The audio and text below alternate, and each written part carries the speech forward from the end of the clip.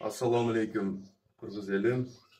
Bugün Cuma 28 iyul 2023 yıl.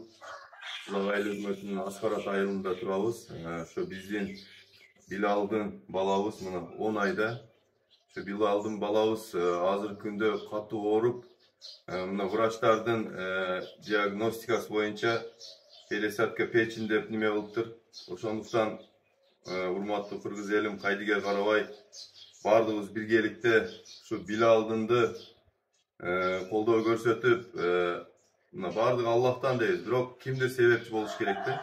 Бардыгыбыз кимдирдир себепкер болуп, ошого кичине салым кошуп, ошо өсүп аткан биздин бөбөк, биздин кыргыз патриоту болуп өсүшүнө биз дагы кичине салым кошойлу. Урматтуу кыргыз элим, кайдыгер карабайлы.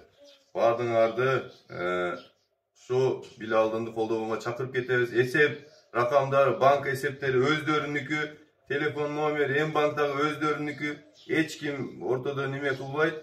Ошондуктан чалсаңар дагы, М-банкка салсаңар дагы өздөрүнө түз түшөт. Аллах сиздерден разы болсун.